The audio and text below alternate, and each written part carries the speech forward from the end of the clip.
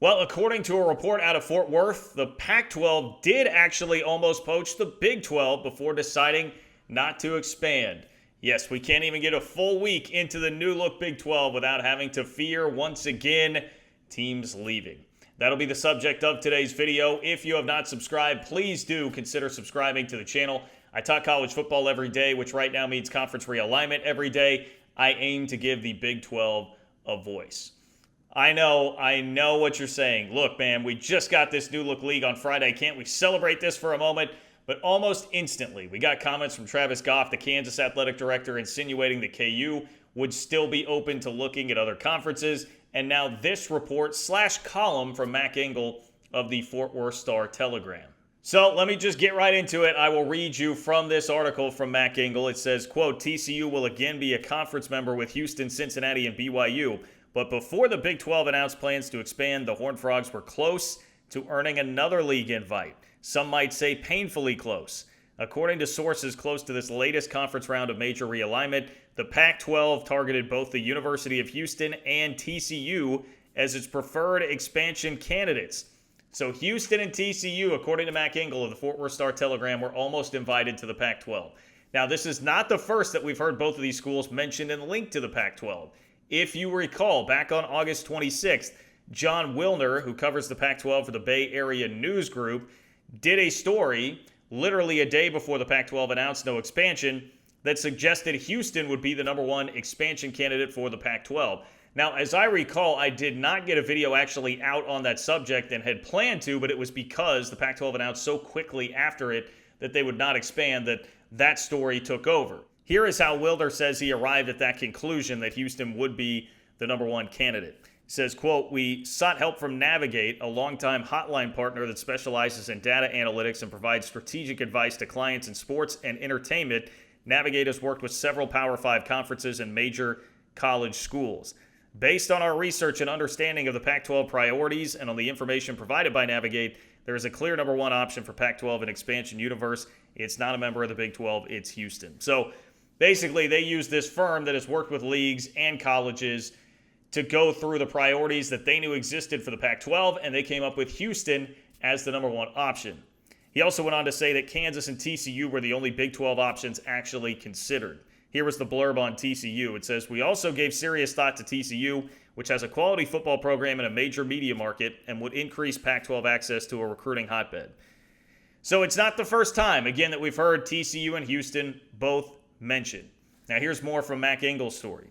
Both schools were considered desirable by the league because of quality athletic departments in schools that are located in major metropolitan markets in the Central Time Zone, which syncs back up with the Wilner article that we just read about. It seems very clear here that the Pac-12's priority was to get to some major metro areas. They wanted in major markets that would be in the Central Time Zone, and then also if you can get into Texas, that helps a lot too. Both of these schools obviously were in Texas. Now, for a long time, we heard about the sell to the Pac-12 was going to be, hey, yes, get in the Central Time Zone, get in the fertile recruiting ground of Texas, but that'll led everybody to the Texas Tech conclusion here, that Tech would be the leader of any kind of package going out to the Pac-12. They have obviously a larger enrollment, much, much larger than what is at TCU, and they also represent a place that has a great alumni base in Dallas-Fort Worth and DFW.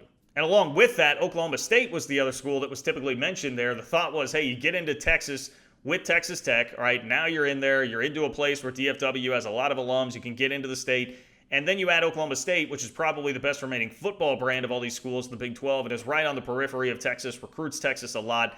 That was the line of thinking and why everybody assumed it would be Tech and Oklahoma State leading the charge there. The Pac-12 apparently was thinking a little bit differently, going Houston and TCU. Now, here is the scary part about this if you are a Big 12 fan, particularly of a school that has not been mentioned or linked to other conferences right now. It says the Pac-12's invite to the two former Southwest Conference schools never arrived, and it has nothing to do with TCU's fading affiliation with the Disciples of Christ Church. On August 26th, the Pac-12 issued a statement that it would not expand at this time. The "at this time" was included for a reason. Although the Big 12 has formally extended invites to Houston, BYU, UCF, and Cincinnati, the prevailing thought is that both TCU and Houston would drop everything or will drop everything to run west to join the Pac-12. There is a reason why Texas Tech Athletic Director Kirby Hocutt said the Big 12 may not be done expanding. It's a preemptive strike against the potential of more subtractions. Now, that is in reference to Kirby Hocutt going on Big 12 radio on Sirius XM and saying, yes, just that the Big 12 may not be done expanding. Since then, that sentiment's been echoed by many other ADs and Bob Bowlesby himself, although nobody puts a specific timeline on it. So it's not the first time that I've heard that idea expressed. Back to Hocutt's comments when that came out, I had a couple of people telling me like, hey, it's because the Big 12 is telling everybody they expect 1 to 3 more defections before this is all said and done. I would not say that I heard that from anybody credible, but I did hear that from some random folks trying to slide in my comments and or DMs. So it's not totally unheard of. This would be the first actual media member that I've seen say that. And look, honestly, we know these schools, if they got an offer to the Pac-12 or a different league, would probably go, right? Like that makes sense. And behind closed doors would likely still be angling for some of that. There's only one school, though, that's been arrogant enough to actually say that publicly, of course, and that is the University of Kansas. Now we're getting supposedly a leak here out of one of those camps from the Fort Worth Star-Telegram dealing with Houston and TCU.